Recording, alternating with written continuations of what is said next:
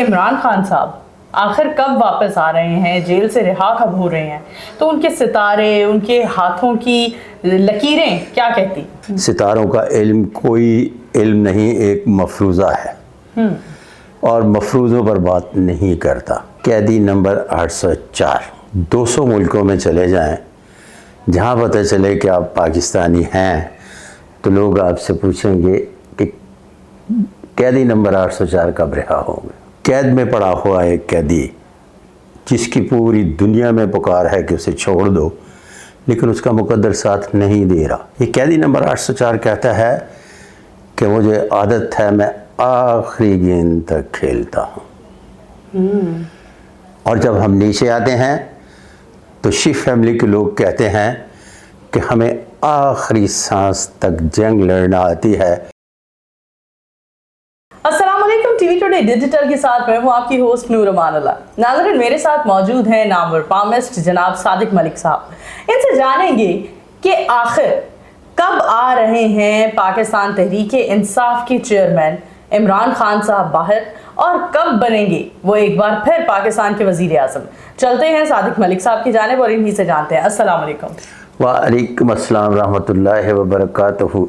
कैसी हैं आप? बिल्कुल ठीक सर, आप कैसे हैं? अल्हम्दुलिल्लाह। सर, मैं जानना चाहूँगी कि सभी लोग जानना चाहते हैं, बल्कि ना सिर्फ मैं, कि इमरान खान साहब आखिर कब वापस आ रहे हैं, जेल से रिहा कब हो रहे हैं, तो उनके सितारे, उनके हाथों की लकीरें क्या कहती? अच्छा, जब आप सितारों की बात करते हैं तो मैं बिल्कुल उसके एंटी हूँ। सितारों का इल्म कोई इल्म नहीं, एक मफरूज़ा है और मफरूज़ों पर बात नहीं करता। फ़नद शनासी के हवाले से चूँकि ये मुशाहिदे की मंजिल पे आ चुका, तो इस हवाले से बात करूँगा। और अब बात आप कर रही हैं कैदी नंबर 804 200 मुल्कों में चले जाएं, जहाँ पता चले कि आप पाकिस्तानी हैं तो लोग आपसे पूछेंगे कि कैदी नंबर 804 कब रिहा होंगे। एग्जैक्टली। शोहरत व मकबूलियत की इंतहाई गैर मामूली बुलंदी पर पाकिस्तान में शायद ही कोई शख्स पहुंचा हो जितना वो कैदी नंबर 804 पहुंचा। अब मैं आपको बताता चलूँ कि कुदरत ने हर चीज़ का एक निज़ाम रखा है। शोहरत, इज़्ज़त, दौलत, इक़्तिदार, भूख, फिर उसके बाद हया, बेहयाई, हर सेक्टर में अलग-अलग चीज़ें अपनी जगह रोल कर रही होती हैं। इतनी बड़ी शोहरत के बावजूद भी कैद में पड़ा हुआ एक कैदी जिसकी पूरी दुनिया में पुकार है कि उसे छोड़ दो, लेकिन उसका मुकद्दर साथ नहीं दे रहा। क्यों? इस फील्ड में 3 खिलाड़ी हैं। ये इमरान खान कैदी नंबर 804, ये शरीफ फैमिली। ये कैदी नंबर 804 कहता है कि मुझे आदत है, मैं आखिरी गेंद तक खेलता हूँ। और जब हम नीचे आते हैं तो शिफ फैमिली के लोग कहते हैं कि हमें आखिरी सांस तक जंग लड़ना आती है और सियासत की दुनिया में हम हर तरह से, चाहे हमें दाएं हाथ से लड़ना पड़े, चाहे हमें बाएं हाथ से लड़ना पड़े, तो हम हर तरह से जानते हैं जंग लड़ना।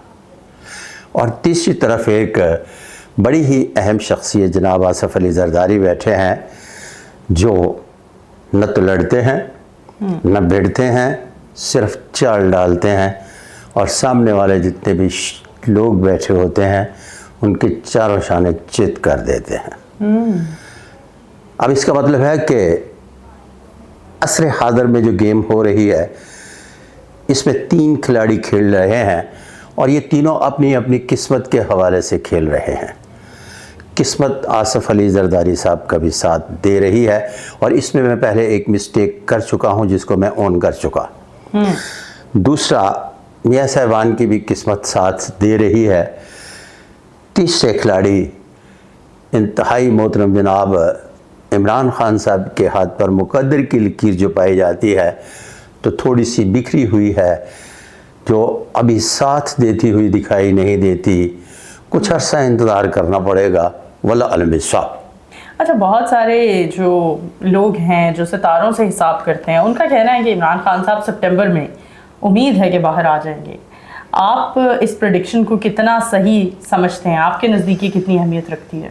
बुनियादी तौर पर इल्म नजूम एक तो हर हालत में एक मफरूज़े से भी नीचे वाली बुनियाद पर है, उसकी कोई हैसियत ही नहीं है। जिसमें इल्म को नहीं मानता उस पर मैं तबसरा क्या करूं?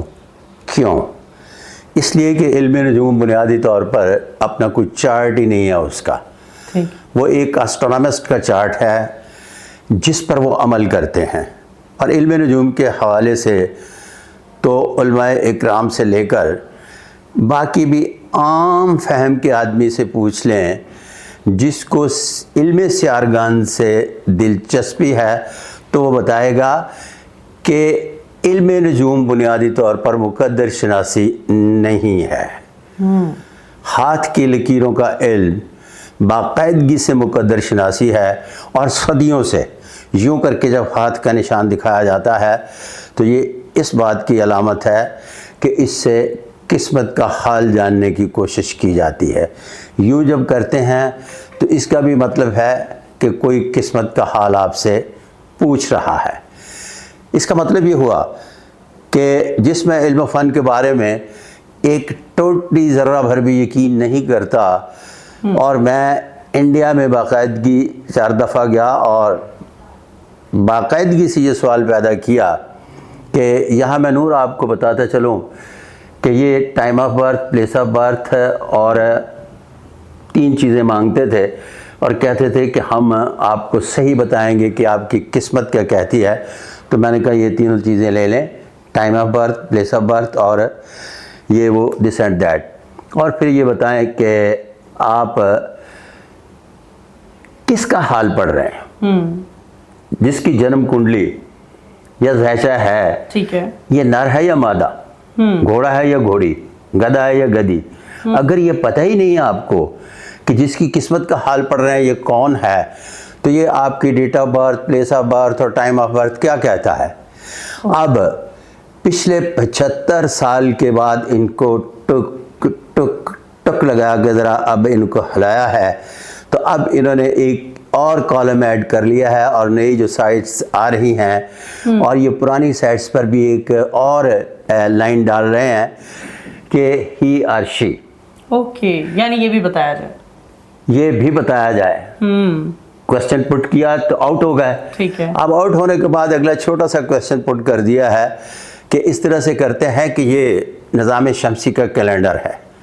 इस कैलेंडर के मुताबिक इस जगह पे बड़े लोग पैदा हुए, इस जगह पे नहस से अच्छे लोग पैदा नहीं हुए, बुरी किस्मत वाले, और इस जगह पे फिर वो लोग पैदा हुए जो अच्छी किस्मत वाले थे।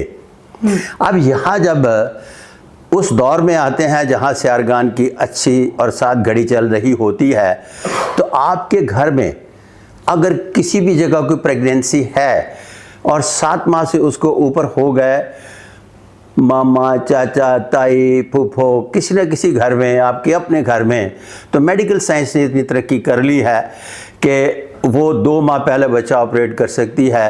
तो आप माइक्रो सेकंड के हिसाब से बच्चा ऑपरेट करवाने के बाद ये पड़ा है प्राइम मिनिस्टर।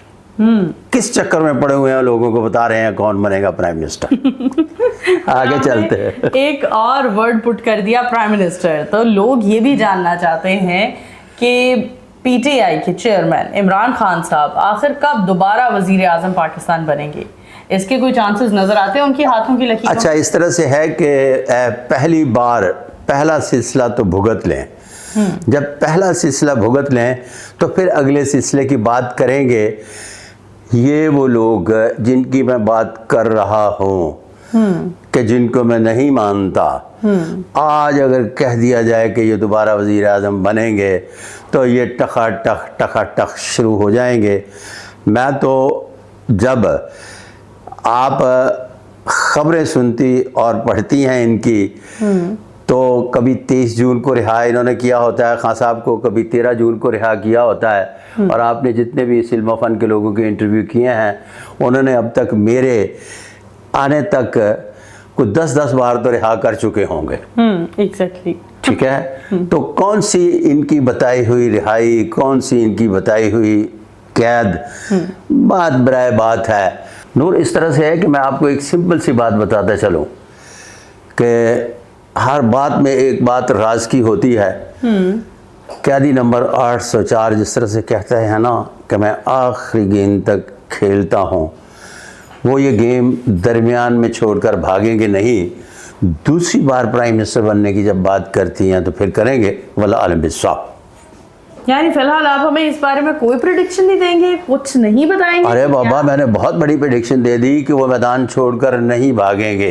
इससे पहले मैंने 3 लोगों की किस्मत का हाल बयान किया कि किस किस जगह पर बैठे, कौन फील्डिंग कर रहा है, कौन बॉलिंग कर रहा है और किसके हाथ में बल्ला है। ठीक है, मैंने बैटिंग भी बताई, बॉलिंग भी बताई और उसके बाद कौन कैच आउट होके जेल में चला गया। ठीक है। और जेल में बैठा हुआ कैदी जो है उसका मुकद्दर साथ नहीं दे रहा, अभी काफ़ी अरसा इंतज़ार करना पड़ेगा।